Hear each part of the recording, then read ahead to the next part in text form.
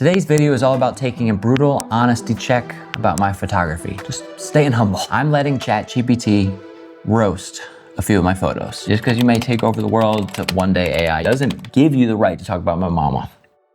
I'll try to give you a little bit of context and some basic prompt that still judges through the lens of a photography critic. Someone who understands composition, layers, contrast, lighting, and then rips apart my work ruthlessly. So hopefully by the end of this, you get a little bit of a laugh and I can handle the heat or get out of the kitchen. How do I say that? You can't handle the kitchen. I can't handle the kitchen, I'm not a great cook. If you can't handle the heat, Michael Keaton, if you can't, let's see if I can handle the heat. Yeah, I'll try not to argue too much. That'll probably be the issue. Typing back quickly. Oh, well, really what I meant to do. Also, a little extra context for you. This is my new office studio that I'm currently renovating. More videos to come on that. This is kind of the first time I lit a little sit-down desk setup.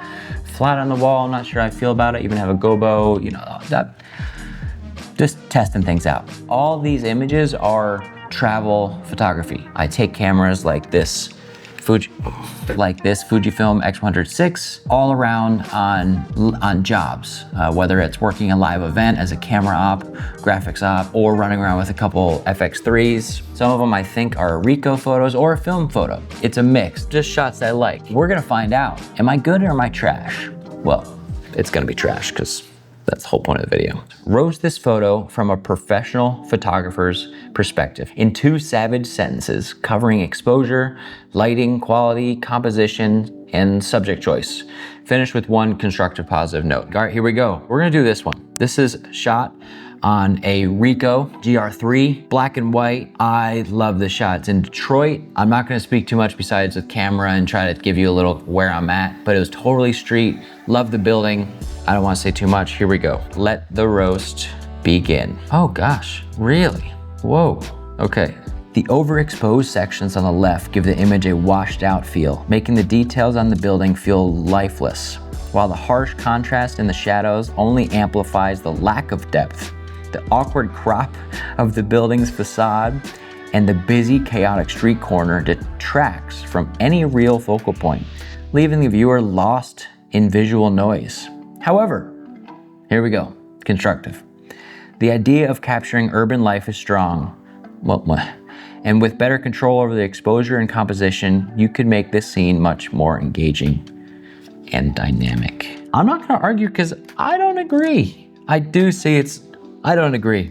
With any of these, I would love to hear your thoughts and comments. I see where it's coming from, though I did pick this because I liked the shot, so I'm not even gonna argue with that one. Let's try another one. Let's do this one. This one's from Crater Lake. Here we go, let's try again. The harsh backlighting here leaves the scene washed out and the lens flare distracts rather than adding artistic value, making the image feel more like a technical mishap than a moment captured. The composition falls flat, with the barren tree awkwardly cutting into the peaceful landscape, leaving a disjointed and unbalanced visual flow. That's kind of what I was going for. However, the potential for a beautiful wide shot with clear focus and improved exposure could transform this into a stunning portrayal of nature's serenity. Okay, honestly, everything it said as negatives is what I liked about it as positives. I like the juxtaposition of this wild looking tree in front of Oregon's Crater Lake, which is an unbelievable national park. You should look it up, and if you haven't heard of it, you're gonna be blown away. If you have, cool, have you been there? Tell me about it. And then for some reason, as I was backlighting these flares, this was on the X100VI, which I keep getting caught on the table. The flares were like just these rainbow flares that were coming across. I like that one though, because that to me, yes, it's AI, but I think a person could say something similar. That was an honest take where the things it said were negatives, I was seeing as positives. So I'm curious what you think about that, but flares distract. I loved them coming across, creating more chaos. And then the trees, how it said it was awkward, I thought added the character I wanted. So yeah, all right, this is interesting, this is interesting. All right, we're gonna try another one. I wanna include a person this time. I have a film photo of my mother All I'm saying is it better watch what it says. Just because you may take over the world to one day AI doesn't give you the right to talk about my mama. So let's see. I love this shot. This is a very, very clean, simple, let me copy and paste. This is in front of a window, nice light. Not gonna get into details. Let's let AI do that. Obviously nothing super special, but it's one of my favorites. I love my mom. Here we go. The harsh backlighting casts an unflattering glow through the glasses. Yeah, okay. Ruining the subject's eyes and leaving the rest of the image poorly lit and lifeless. The awkward crop of her shoulder and the distracting clutter from the window frame make it feel more like an accidental snapshot than an intentional portrait. However, the natural reflective expression does convey a certain depth, and with better lighting and framing, this could be strong. Okay, I can take full, yeah, that one makes sense to me. Framing's not great at all. It does seem like I just plopped her in from a window, which I did. Totally true with the glasses. It does, I think it could be better. Those were good notes. The idea with the framing, awkward crop of the shoulder, yeah, I guess. There's weird headroom and the shoulder crop is, yeah, okay. That actually was helpful. Yeah, then the window sheer is just kind of hanging down behind her and okay. I didn't feel like that was a roast. I thought that was really constructive, and if I took this photo again, I feel like I can improve on it. So I'll take it. Here we go. Let's go into hyper mode. Let's go roast this photo. What's a good phrasing? Roast this photo, capital, ruthlessly. All right, let's give it another one. Let's see what we got. Bright Kodak, X100VI. I thought it was a cool photo. Here we go. This looks like a half-baked snapshot from a vacation brochure. Flat, lifeless colors and a subject, paragliders, awkwardly stuck in the middle of a barren landscape that lacks any real compositional interest. The light's so bad that the dunes appear overexposed and the sky looks like a faded postcard. That I agree with, making it feel like a missed opportunity to capture the thrill of a moment. On a positive note, I thought I took away the positive in my prompt. Interesting. On a positive note, the wide open space and positioning of the paragliders do have potential for a dramatic minimalist scene with the right adjustments to color and contrast. Okay, you're right on the minimalist scene, Mr. AI. It does look a little postcardy. It is a little boring. I could totally see text over this saying, you know, welcome to Oregon's coast or, you know, something like that, which maybe that's a compliment. Postcard, come on. All right, let's try again. We're gonna try again. I care about this photo more because it was from I was working at a political event. These protesters, as we were leaving this event, were wild, screaming.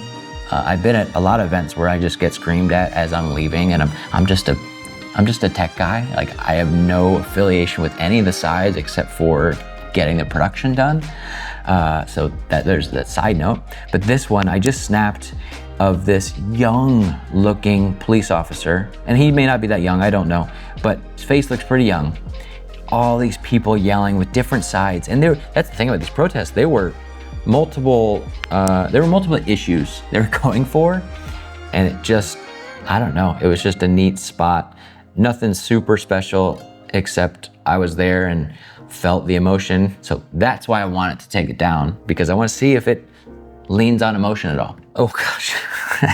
The exposure is a complete mess with blown out highlights on a police officer's shirt and shadowy indistinguishable faces in the crowd, leaving the whole moment feeling flat and underwhelming. The composition is chaotic, it's true, with no clear focal point, that's not true, leaving the viewer struggling to find meaning amidst a tangle of out of focus figures and poorly lit distractions. Despite that, the intensity of the protest, thank you, and the potential for a powerful storytelling moment are there, just in desperate need of better framing and light management to evaluate the image. It's wrong, it's not overexposed in those spots it's talking about. Chaos, yes. Honestly, editing could be a simple, more focused vignette or, you know, something to really, I could even do more of a spotlight if I really want to dive and edit. I don't think I even really touched this image. It was just baked in look. So yes, I can see that. I could do kind of a spot, since I have the motivation from those lights, more of a spotlight approach in some, you know, in gradient. So I get that. that's it for now. Thanks so much for watching. This is interesting, and I do think there's criticism I can definitely learn from. The little nuggets where it's like, hey, your composition is off, wake up. That is something that's true. Like my mom's portrait, it didn't look great. My mom looked great, but behind her could have been better.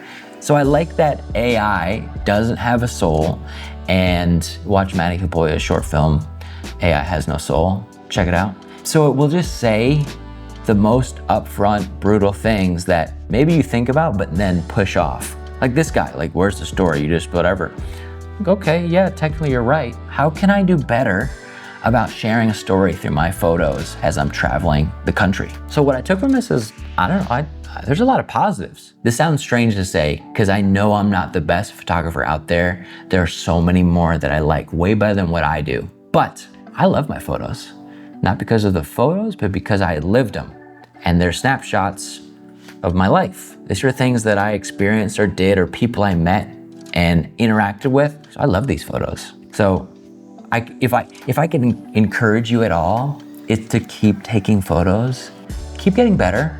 Don't be as brutal as AI, but if you can learn from some of the basics, like AI will definitely drive home on you, and slowly upgrade your photos, even if they're family photos or travel photos or professional wedding, portrait, commercial, whatever the photos are, and you can keep improving is what I'm getting at, but they're your photos.